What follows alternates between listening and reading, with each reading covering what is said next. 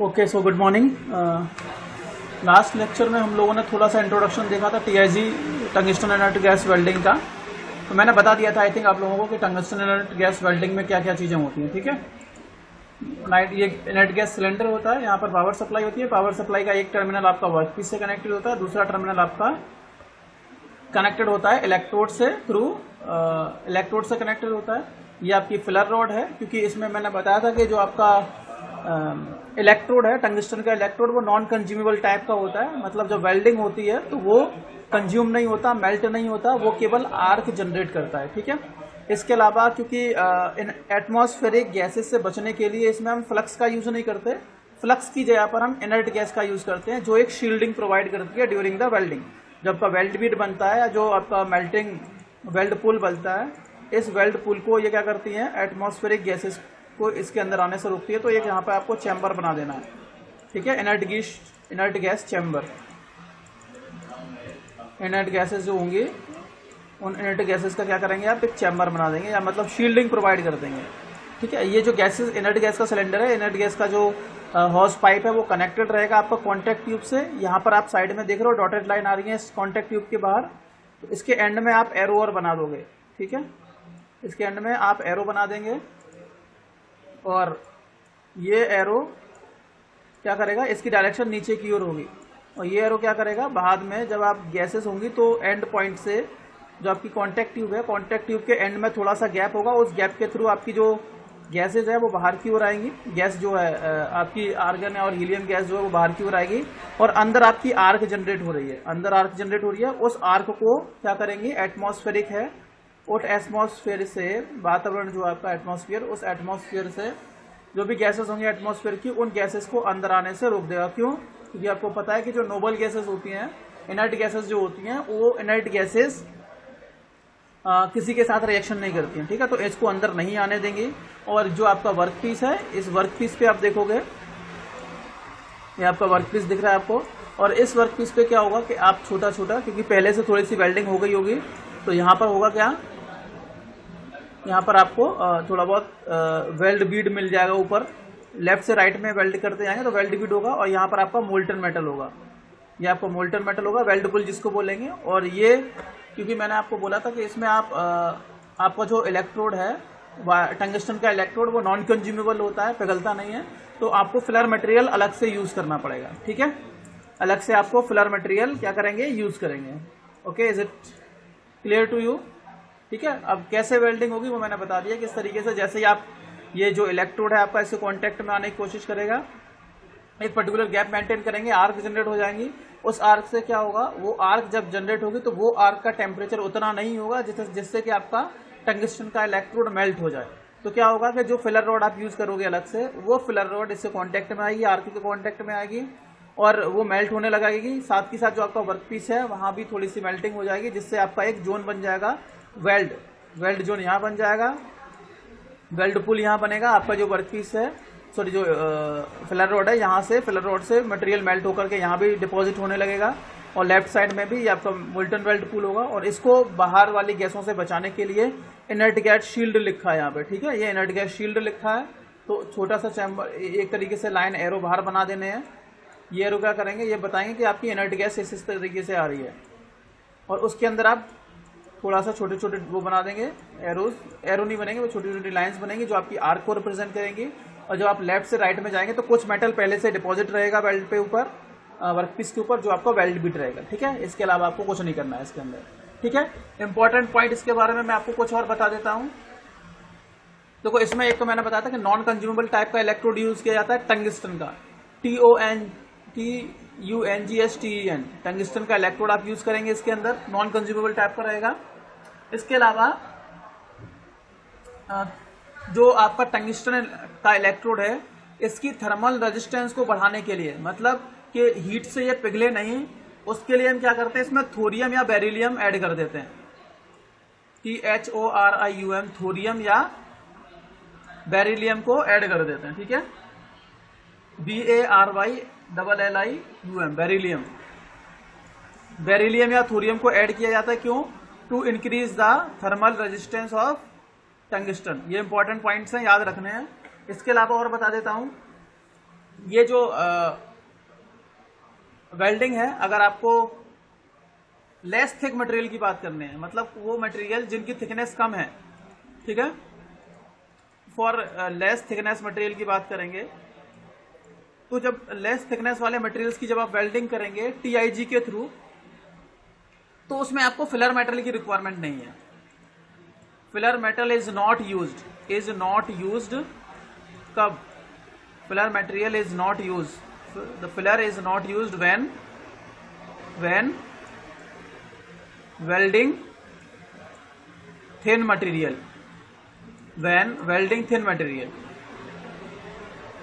ठीक है। जो थिन मटेरियल होगा लगभग 5 mm से कम होगी उसकी थिकनेस, लेस देन 5 mm है, तो उस मटेरियल की वेल्डिंग करने के लिए आपको इसमें फिलर मटेरियल की जरूरत नहीं पड़ेगी। क्यों? जो मेटल है आर्क से उस मेटल को ही पिघला देंगे और मेटल आपस में डिफ्यूज हो जाएगा, there is no filler metal is required. लेकिन अगर 5 mm से बड़ा ज्यादा थिकनेस का मटेरियल है तो उस केस में आपको फिलर मेटल की रिक्वायरमेंट रहेगी टीआईजी वेल्डिंग में। इंपॉर्टेंट क्वेश्चन है, आपको याद रखना है। टीआईजी में अगर आपकी थिकनेस कम है वर्क पीस की, तो उस केस में आपको फिलर मेटल की रिक्वायरमेंट नहीं है, ठीक है। अच्छा, ये जो वेल्डिंग होती है वो लगभग सारे मेटल्स के लिए, सारे मेटल्स जो होते हैं मैग्नीशियम और एल्यूमिनियम को छोड़ करके, ये लाइट मेटल होते हैं, याद रखना है, ये भी क्वेश्चन कई बार पूछे गए हैं। मैग्नीशियम और एल्यूमिनियम को छोड़ दे, इनको छोड़ करके बाकी जो मेटल हैं, मैग्नीशियम और एल्यूमिनियम को छोड़ करके बाकी जो मेटल हैं, हाई टेम्परेचर मेटल जो होते हैं, उनकी वेल्डिंग उनकी जो वेल्डिंग की जाती है वो टीआईजी से की जाएगी। टीआईजी से कर सकते हैं आप, you can use tungsten inert gas welding to weld other material except MG और AL but with direct current straight polarity. समझ में आ रहा है? डायरेक्ट करंट स्ट्रेट पोलैरिटी आप यूज करेंगे। देखो, ये पावर सप्लाई एसी भी हो सकती है और डीसी भी हो सकती है, ठीक है। एसी भी पावर सप्लाई हो सकती है और डीसी भी हो सकती है, मैं आपको बता चुका हूं पहले। अब ये पूछा जाता है क्वेश्चन कि अगर आपको टीआईजी वेल्डिंग यूज करनी है, बाकी other material except aluminium and magnesium, light metal की बात करेंगे, उनको छोड़ करके, तो आपको बताना है कि डायरेक्ट करंट स्ट्रेट पोलैरिटी, मतलब आपका वर्कपीस को पॉजिटिव से कनेक्ट करेंगे और इलेक्ट्रोड को नेगेटिव से कनेक्ट करेंगे। ये वाली पावर सप्लाई हम यूज करते हैं। Direct current straight polarity use करेंगे कब? जब आप बाकी मेटल की वेल्डिंग करेंगे इसके थ्रू। और उसमें होगा क्या कि जो हीट जनरेट होगी वर्कपीस पर वो पॉजिटिव, मतलब 2/3 जनरेट होती है, 2/3 ऑफ टोटल हीट जनरेट होगी, ठीक है, 2/3 ऑफ टोटल हीट। और इलेक्ट्रोड पर आपकी हीट कम होगी, तो मतलब आपका इलेक्ट्रोड पिघलेगा नहीं, पहली बात तो ये। दूसरा, आपका वर्कपीस जो है वो वर्कपीस पिघल जाएगा, यहाँ पर हीट ज्यादा जनरेट होगी, इजिली मेल्ट हो जाएगा। साथ ही साथ जो डेप्थ ऑफ पेनिट्रेशन है वो ज्यादा रहेगी इस वाले केस में। डेप्थ ऑफ पेनिट्रेशन समझते हो कि जो मेटल होगा वो वर्कपीस के अंदर ज्यादा लेवल तक, ज्यादा थिकनेस तक, ज्यादा गहराई तक, ज्यादा थिकनेस तक मेल्ट हो जाएगा, पिघल जाएगा, ठीक है, मेल्ट हो जाएगा, समझ रहे हो।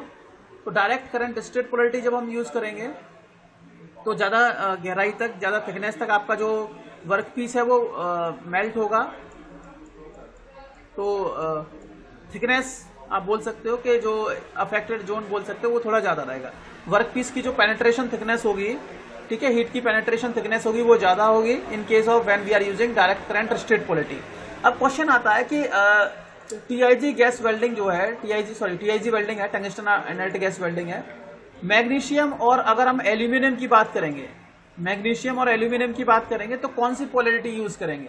तो अगर आपको यूज करना है, क्योंकि देखो मैग्नीशियम और एल्यूमिनियम में क्या होता है, अगर ज्यादा टेम्परेचर वर्कपीस पर हम मेंटेन करते हैं, वर्कपीस के पास टेम्परेचर अगर ज्यादा रहता है तो ऑक्सीडेशन के चांसेस ज्यादा हो जाते हैं। एल्यूमिनियम का और मैग्नीशियम ये लाइट मेटल मटेरियल हैं, तो ऑक्सीडेशन के चांसेस ज्यादा होते हैं, ऑक्साइड फॉर्मेशन के चांसेस ज्यादा होते हैं, जिस वजह से वेल्ड की क्वालिटी उतनी अच्छी नहीं बन पाती है।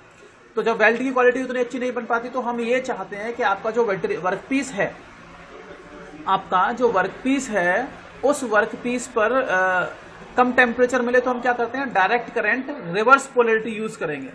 Direct current reverse polarity use करेंगे अगर टीआईजी गैस वेल्डिंग यूज कर रहे हैं आप मैग्नीशियम या एल्यूमिनियम की वेल्डिंग में। या तो आप मैग्नीशियम मटेरियल की वेल्डिंग कर रहे हैं या एल्यूमिनियम की मेटल की वेल्डिंग कर रहे हैं, तो उस टाइम पे आप direct current reverse polarity use करेंगे। रिवर्स पोलैरिटी मतलब आपका वर्कपीस को नेगेटिव बनाएंगे, इलेक्ट्रोड को पॉजिटिव बनाएंगे, हीट कम जनरेट होगी। इसका घाटा ये होगा, लॉस ये होगा, डिसएडवांटेज ये होगा कि जो आपका वर्क पीस है उसमें पेनिट्रेशन थिकनेस कम हो जाएगी, depth of penetration will be less. ठीक है,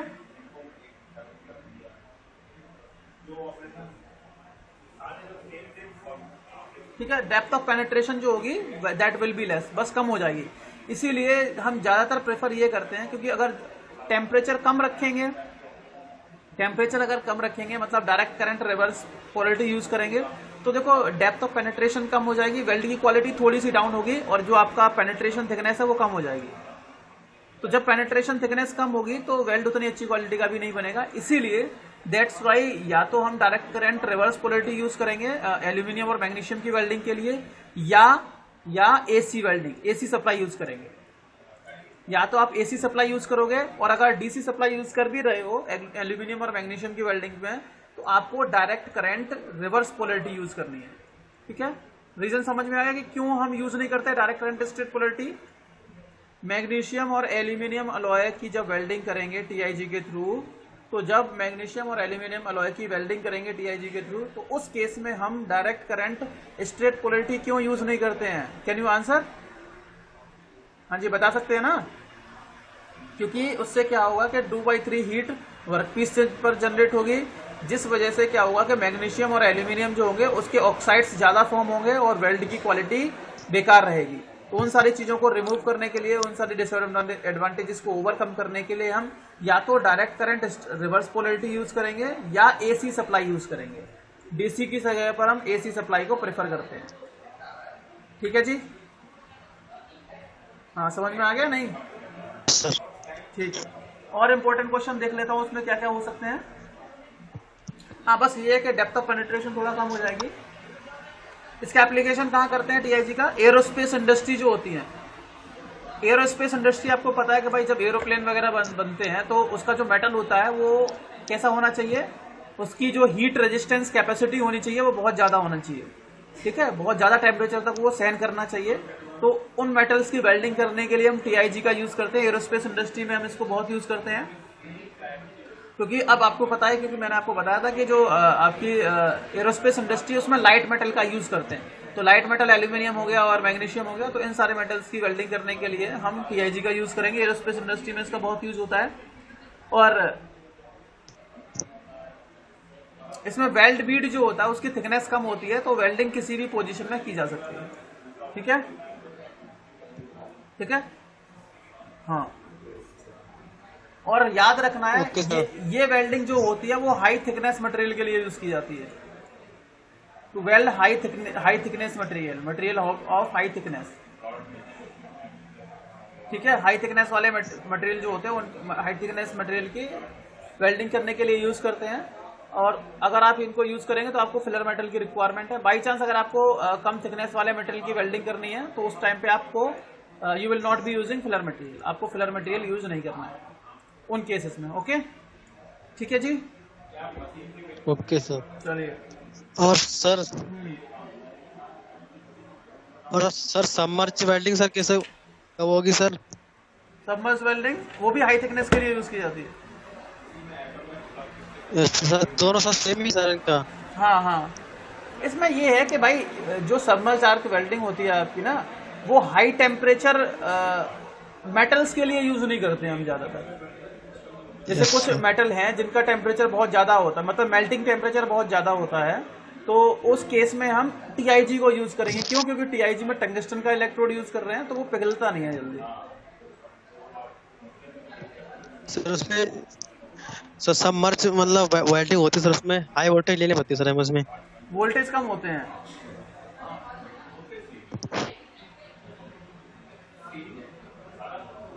ठीक है, ओके सर। ठीक है।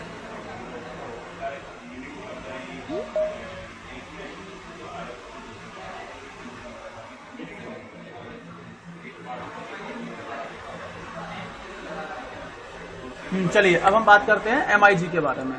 ठीक है, अब देखो इसमें क्या है, इसमें ये होता है कि जो हम ज्यादातर जो हीट है वर्कपीस पर देते हैं, क्योंकि इलेक्ट्रोड तो आपका पिघलना नहीं है, इलेक्ट्रोड आपका पिघलना नहीं है, तो इसमें जो मेल्टिंग रेट होती है वो कम होती है। अब एमआईजी का डायग्राम देख लेते हैं। एमआईजी मेटल इनर्ट गैस, इसका डायग्राम देख लेते हैं।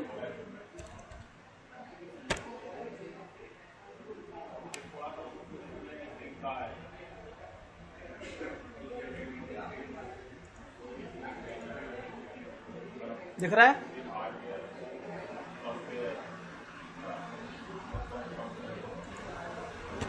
Yes sir. पूरा नहीं आ पा रहा है, अभी आ जाएगा सर।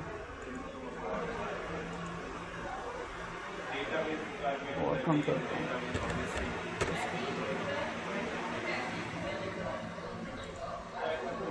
इसमें पूरा आ गया, ठीक है। तो MIG में कुछ नहीं करना, बाकी सारी चीजें लगभग सेम रहेंगी। हाँ, मैं ये बताने वाला था, देखो सुन लो जरा एक बार मेरी। वहां जो वर्क पीस का डायग्राम बना था ना बेटा, हेलो, वहां जो वर्क पीस का डायग्राम बना था वो थोड़ा ठीक नहीं था। इसमें बिल्कुल सही बना। ये वेल्ड बीट आपकी इकट्ठी हो गई है, और यहाँ पर आपका ये जो जोन दिख रहा है ना आपको, ये आपका वेल्ड पूल है। यहाँ पर थोड़ा सा मेटल लगा दोगे, ये वेल्ड पूल हो जाए। ये वाला इस तरीके का बनाना है। और ये वेल्ड बीट है जो पहले से आप वेल्डिंग करके लेफ्ट से राइट में जा रहे हो, तो ये पहले से इकट्ठा हो गया है, ठीक है। यहाँ पर वेल्डिंग कर चुके हैं, अब राइट की ओर मूव कर रहे हैं, आपका वर्क पीस है, ठीक है। अब इसमें क्या करेंगे, डायग्राम लगभग दोनों के सेम है, डायग्राम लगभग दोनों के इसमें सेम रहेंगे। अब करना क्या है, चेंजेस क्या है वो मैं बता देता हूँ।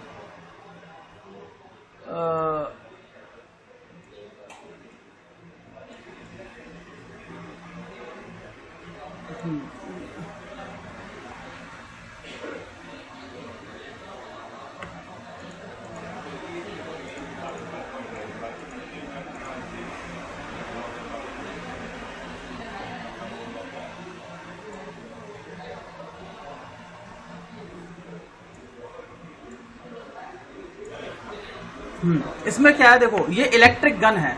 क्या है? इलेक्ट्रिक गन, इलेक्ट्रोड गन बोलते हैं इसको, ठीक है। इलेक्ट्रोड गन में क्या होता है, ये आपका पीछे लगा रहता है, यहाँ पर जो उसका ट्रिगर लगा रहता है ना। इसमें ट्रिगर दिखाया नहीं है। ट्रिगर समझते हो, बंदूक चलाते हैं कि नहीं? हाँ यस सर। तो बंदूक में घोड़ा लगा रहता है दबाने वाला, फायर करने वाला। सर। ऐसे यहाँ पर इलेक्ट्रिक गन लगी रहती है। ऐसे यहाँ पर क्या होता है, गन लगी होती है आपकी, ठीक है, इलेक्ट्रोड गन लगी होती है। अब काम कैसे करता है सुन लो, इसमें समझते हैं, बाकी चीजें तो नहीं। पहली बात, इसमें जो हम इलेक्ट्रोड यूज करते हैं वो वायर इलेक्ट्रोड यूज करते हैं। कौन सा? Wire electrode. कैसा वायर इलेक्ट्रोड? जैसे हम लोग सबमर्ज्ड आर्क वेल्डिंग पढ़ चुके हैं ना, hello, yes sir. Submerged arc, हाँ बिल्कुल उसी तरीके से होता है। तो वो वायर इलेक्ट्रोड होता है। अब देखो वायर इलेक्ट्रोड क्या करता है, वायर इलेक्ट्रोड केवल आर्क जनरेट ही नहीं करता, साथ ही साथ फिलर मेटल का भी काम करता है, ठीक है। ये इधर आपका इनर्ट गैस का सिलेंडर है, इसमें भी हम कोई भी फ्लक्स मटेरियल यूज नहीं करते, इनर्ट गैस का सिलेंडर यूज करते हैं, या आपके प्रेशर गेजेस लगे होते हैं, या प्रेशर रेगुलेटर लगा रहता है, ठीक है। ये प्रेशर गेज का गलत जगह दिखाया है, ऊपर वाले हैं प्रेशर गेज, इनको करेक्ट कर लेना, ठीक है। ये आपके प्रेशर गेज है, और ये आपका प्रेशर रेगुलेटर है, राइट साइड में जो दिख रहा है, ये आपका प्रेशर रेगुलेटर लगा है, प्रेशर को रेगुलेट करने के लिए, ठीक है। रेगुलेटर, LATOR, प्रेशर रेगुलेटर हो गया, जहां से जैसे ही आपने प्रेशर रिलीज किया, यहां से इनर्ट गैस आर्गन जो है वो यहां से मूव करना स्टार्ट करेगी, ठीक है। अच्छा, एक बात और याद रखना कि जब हम कॉपर मटेरियल की वेल्डिंग करते हैं ना TIG के थ्रू, किसकी? कॉपर की। कॉपर मटेरियल को जब हम कॉपर की वेल्डिंग करते हैं तो नाइट्रोजन को इनर्ट गैस की तरह यूज करते हैं। किसको? नाइट्रोजन को, याद रखना है, ठीक है। चलिए, यस सर। अब देख लेते हैं कैसे इसमें वेल्डिंग होती है। तो ये आपको इलेक्ट्रिक सप्लाई है, इसका कोई मतलब नहीं, पावर सप्लाई होती है। पावर सप्लाई के दो टर्मिनल होते हैं, एक टर्मिनल को तो आपने वर्कपीस से कनेक्ट कर दिया, देखो, और दूसरे टर्मिनल को आपने किससे कनेक्ट कर दिया? इलेक्ट्रोड वायर से, ठीक है। जो आपका इलेक्ट्रोड वायर है उस इलेक्ट्रोड वायर से कनेक्ट कर दिया है। हालांकि लास्ट में आप देख रहे हो ना वायर कॉन्टेक्ट, ये देखो, जब आपकी इलेक्ट्रिक गन दिख रही है, इस इलेक्ट्रिक गन के बीच में देखोगे ना एक छोटा सा हैचिंग दिख रही है आपको, ये इलेक्ट्रोड कॉन्टेक्ट है, इलेक्ट्रोड कॉन्टेक्ट, इलेक्ट्रोड कॉन्टेक्ट है, ठीक है। इसके थ्रू आपको, हालांकि ऐसा करते हैं कि इलेक्ट्रोड कॉन्टेक्ट यहाँ पर के पावर सप्लाई को हम यहाँ कनेक्ट कर देते हैं इस इलेक्ट्रोड कॉन्टेक्ट से। एक मिनट रुक जाना, इसमें एक छोटा करेक्शन करना है। वो छोटा करेक्शन क्या है कि ये जो आप देख रहे हो ना पावर सप्लाई है, पावर सप्लाई का एक टर्मिनल आप देख रहे हो ऊपर की ओर जा रहा है ना, और ऊपर की ओर जाने के बाद ये वायर से कनेक्टेड दिखाया गया है, दिखाया है, हेलो, यस सर। तो आपको वायर से हाँ कनेक्ट सर, नहीं करना दिखाया है, सर। इसको वायर से कनेक्ट नहीं करना है, इसको वायर तक ले जाना है, उससे थोड़ा सा पहले ऊपर तक, उससे थोड़ा सा पहले नीचे की ओर मोड़ देना है इसको, ठीक है। यस सर, उससे ठीक। थोड़ा पहले नीचे की ओर मोड़ देना है। हाँ सर, नीचे को सर मोड़ देंगे। हाँ, और थोड़ा थोड़ा नीचे लेकर के फिर अंदर लेके आएंगे डॉटेड लाइन से शो करते हुए, अंदर डॉटेड लाइन से शो करते हुए लाएंगे इसके साथ। और फाइनली जो इलेक्ट्रोड कांटेक्ट ओके। आपको दिख रहा है ना साइड नीचे, उस गन के हाँ अंदर दिख सर, रहा हाँ है सर, ना, गन, हाँ। उससे कनेक्ट करना है इसको।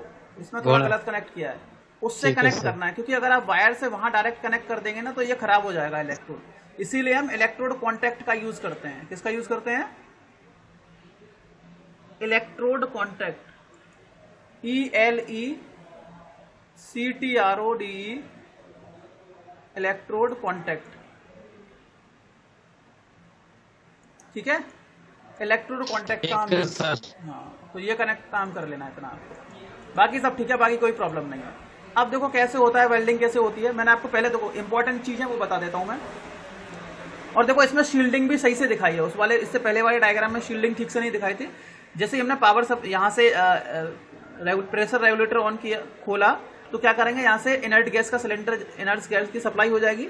तो ये सप्लाई क्या आ जाएगी, आप देखो नीचे एरो दिख रहे हैं आपको, ये एरो क्या करेंगे, ये एरो क्या शो कर रहे हैं, ये सप्लाई, ये शो कर रहे हैं आपकी इनर्ट गैस की सप्लाई। इनर्ट गैस की सप्लाई जा रही है, नीचे भी जा रही है, देखो नीचे तक जा रही है।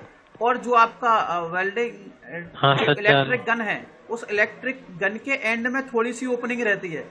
एक तो आप देख रहे हो कि बीच में वायर इलेक्ट्रोड जा रहा है ना, ये वायर इलेक्ट्रोड जा रहा है कि नहीं जा रहा है, हाँ बीच सर, वाला जा रहा, ठीक है। ये आपका वायर इलेक्ट्रोड है, यस सर, जा रहा है। कंज्यूमेबल वायर इलेक्ट्रोड है, वायर इलेक्ट्रोड है ये कंज्यूमेबल टाइप का।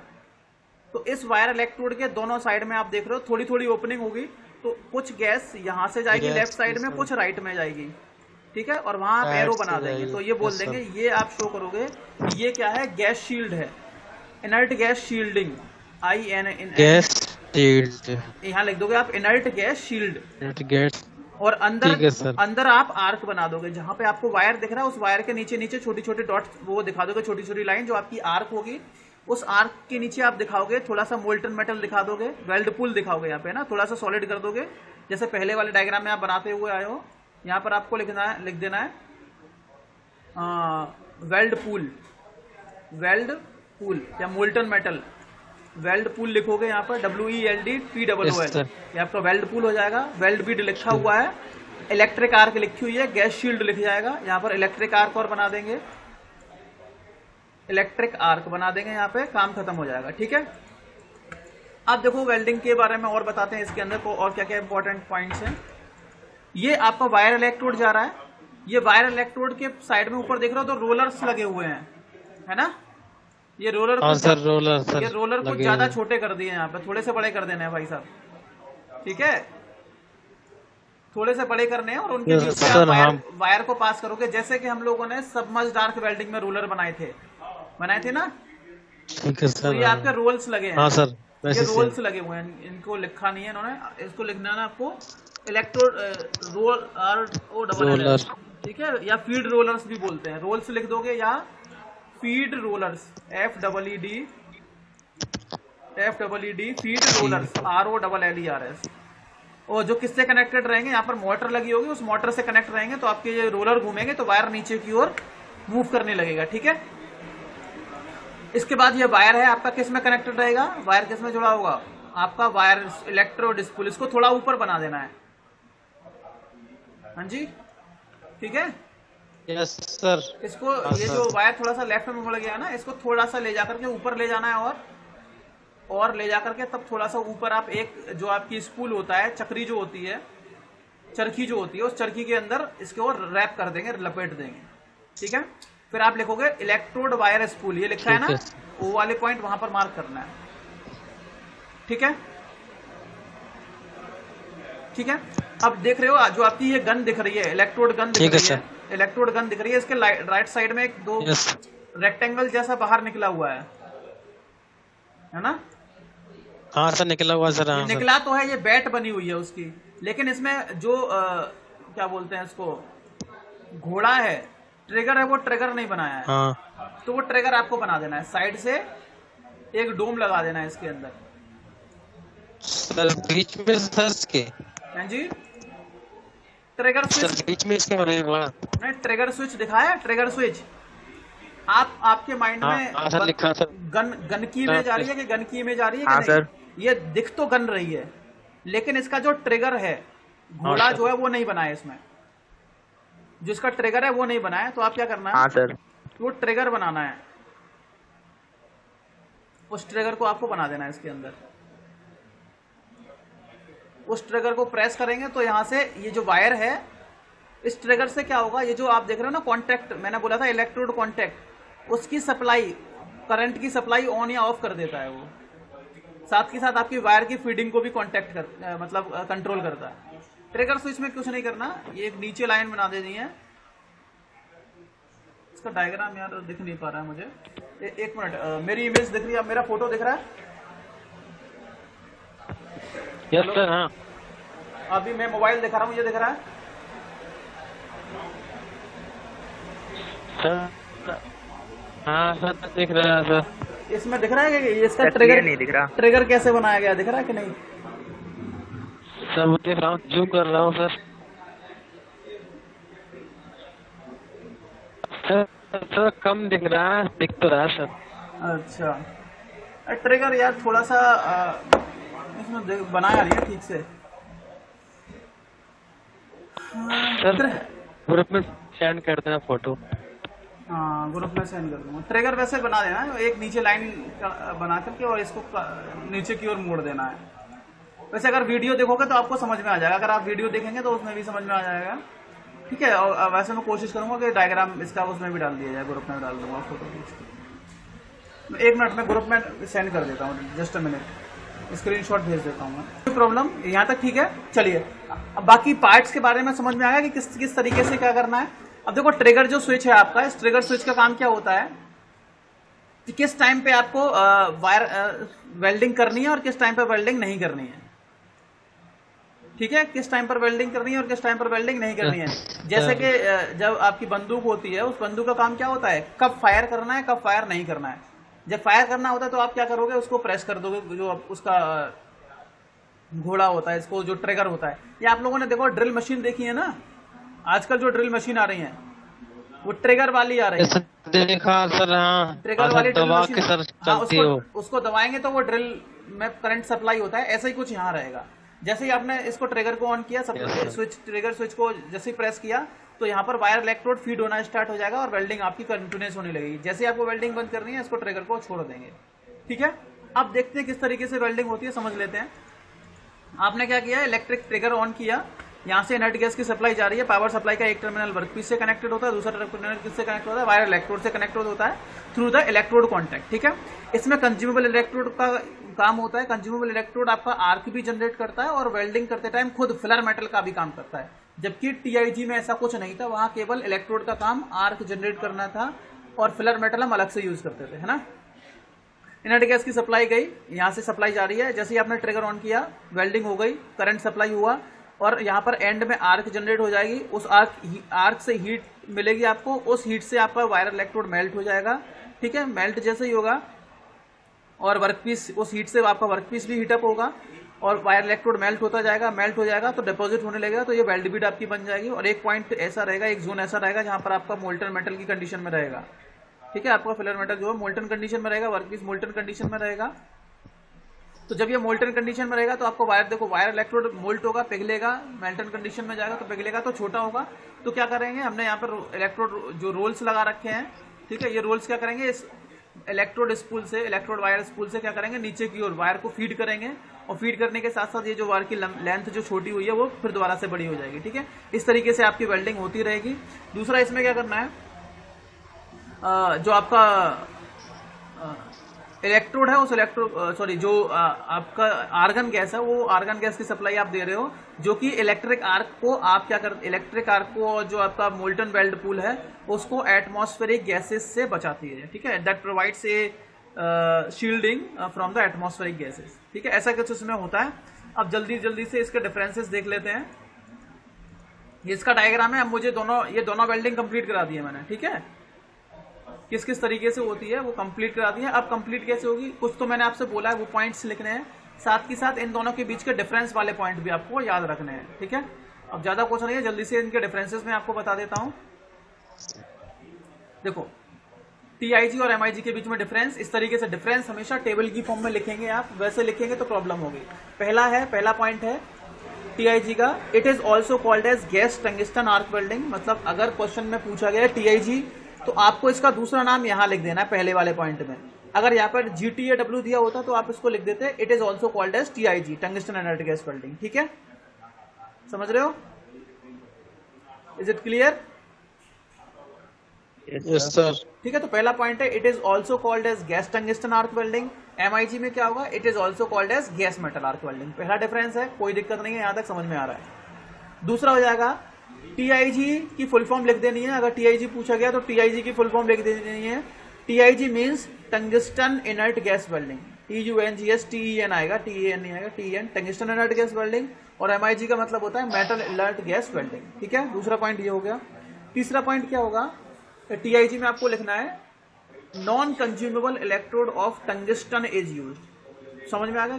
तो हम क्या करते हैं टीआईजी वेल्डिंग में नॉन कंज्यूमेबल इलेक्ट्रोड यूज करते हैं टंगिस्टन का, जबकि एमआईजी में क्या करते हैं consumable, CONSUMABLE, consumable wire electrode is use.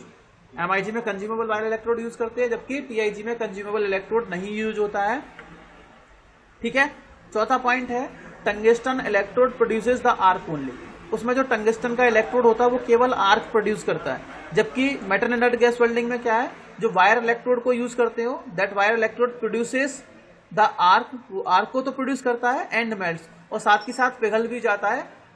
It means it works as a filler metal, ठीक है, एंड मेल्ट्स। तो टंगिस्टन इनर्ट गैस वेल्डिंग में क्या है कि टंगिस्टन का इलेक्ट्रोड यूज करते हैं जो केवल आर्क प्रोड्यूस करता है, जबकि आर्क प्रोड्यूस करता है, मेल्ट नहीं होता है। जबकि हम इसकी बात करते हैं मेटल इनर्ट गैस वेल्डिंग की, तो इसमें आपको वायर इलेक्ट्रोड यूज करते हो जो आर्क जनरेट करता है, साथ ही साथ पिघल भी जाता है, खुद मेल्ट भी हो जाता है, फिलर मेटल का काम भी करता है, ठीक है।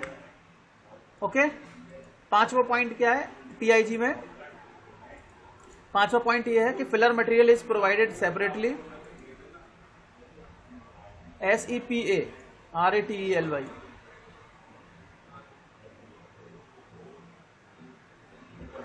सेपरेटली। मतलब इसमें फिलर मेटल को, पांचवा पॉइंट टीआईजी में क्या है कि इसमें फिलर मेटल को हम अलग अलग से प्रोवाइड करते हैं, सेपरेटली।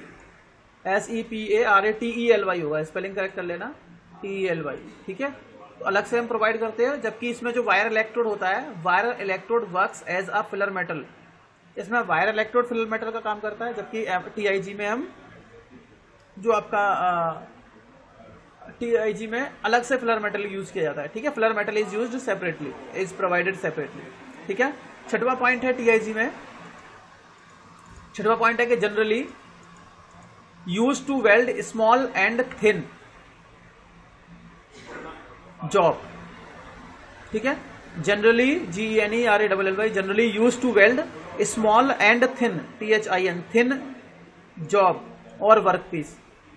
ये स्मॉल और थिन जॉब के लिए या वर्कपीस के लिए यूज करते हैं इसको, और ये जो आपकी मेटल इनर्ट गैस वेल्डिंग है उसको थिक वर्कपीस के लिए यूज किया जाता है, thicker, suitable for thicker job और वर्कपीस। थिकर वर्कपीस या थिकर जॉब के लिए हम इसको यूज करते हैं एमआईजी को, मतलब कंपेरेटिवली बात कर रहे हैं, ठीक है। टीआईजी को अगर एमआईजी की बात करेंगे तो ये थिन के लिए यूज किया जाएगा टीआईजी, और एमआईजी थिकर के लिए यूज किया जाएगा। सातवां पॉइंट, इसमें जो फिलर मटेरियल होती है, फिलर रॉड होता है, उसको मैनुअली फीड किया जाता है। आपने देखा था फिलर रॉड अलग से यूज होती है, तो हम उसको मैनुअली मतलब हाथ से फीड करते हैं, जबकि अगर हम एमआईजी की बात करेंगे तो इसमें फिलर रॉड को मैनुअली नहीं ऑटोमेटिकली फीड किया जाता है। किसके थ्रू?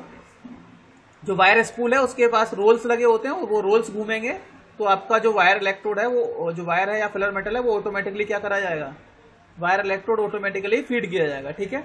तो टीआईजी में आपका जो वायर इलेक्ट्रोड को या फिलर रॉड को ऑटोमेटिकली नहीं, मैनुअली फीड दी जाती है, मैनुअली, और इसमें ऑटोमेटिकली फीड दी जाती है, ठीक है। AUTOMATICALLY, ऑटोमेटिकली फीड दी जाती है।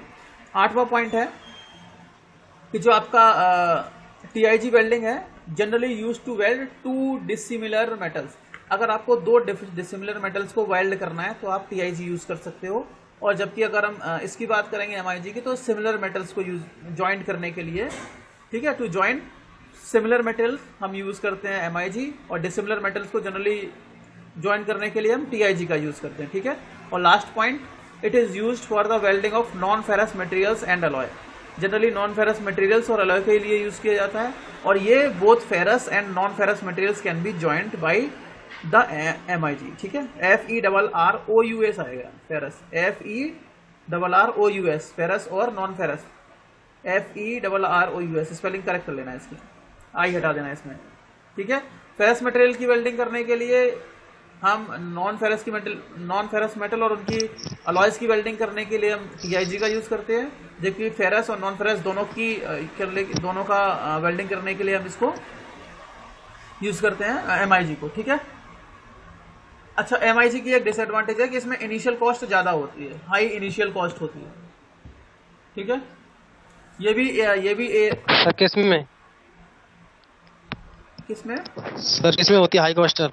हाई कॉस्ट MIG में इनिशियल कॉस्ट ज्यादा होती है, ठीक है सर। ये 7वां पॉइंट सर रिवाइज कर दो सर एक बार। इसमें देखो 7वां पॉइंट बोला जाता है कि filler rod is feeded manually. जो टंगस्टन इनर्ट गैस वेल्डिंग थी, आप देख रहे हो कि उसमें फिलर रॉड जो लगी होती तो वो लेफ्ट साइड में थी, तो हमें अपने हाथ से पकड़ के उसको फीड करना होता है। हाथ से पकड़ने का मतलब है कि जैसे ही वो पिघलेगी तो छोटी होगी, तो हमें अपने हाथ से उसको लेकर के जाना पड़ेगा, ठीक है, जैसा कि हम लोग गैस वेल्डिंग में देखते हैं। जबकि इसमें क्या है, जैसे ही जो फिलर रॉड छोटी होगी तो वो रोल्स ऊपर लगे हुए होते हैं, वो रोल्स उसको फीड करते जाते हैं, ठीक है। वो MIG में होता है, फिलर रॉड को ऑटोमेटिकली फीड करते हैं, किसके थ्रू? रोल्स लगे होते हैं, वो रोल घूमते हैं तो ऑटोमेटिक फीड हो जाती है, आपको हाथ के लगाने की जरूरत नहीं है उसमें, ठीक है। दोनों वेल्डिंग एयरक्राफ्ट और ऑटोमोबाइल इंडस्ट्री में जनरली इन दोनों को यूज किया जाता है, ठीक है। चलिए आज के लिए हम इतना ही, और ये जरूर लिखना है, ये तो पॉइंट है, साथ के साथ इसमें आपको ये लिखना है कि one terminal is connected to this, second terminal is connected to the workpiece, और when current is supplied the tungsten electrode comes in contact with the workpiece, arc is generated that provides the heat. Due to that heat, filler rod is melt and it deposited on the workpiece, and finally the welding is done. ये point लिखने हैं, ठीक है। Start में थोड़ा सा और बड़ा हो जाएगा डायग्राम, इसके बाद इसका डायग्राम बना देंगे आप लोग दोनों का, ठीक है। जल्दी मतलब रफ डायग्राम बना देंगे जिससे तो क्लियर हो जाएगा, समझ में आएगा। तो टंगस्टन और TIG MIG यहीं पे फिनिश होता है। अगले लेक्चर में हम लोग इलेक्ट्रिकल रेजिस्टेंस वेल्डिंग की बात करेंगे, अगला नया टॉपिक रहेगा, ठीक है। इलेक्ट्रिकल रेजिस्टेंस वेल्डिंग इंपॉर्टेंट है। चलिए आज का सेशन यहीं फिनिश करते हैं।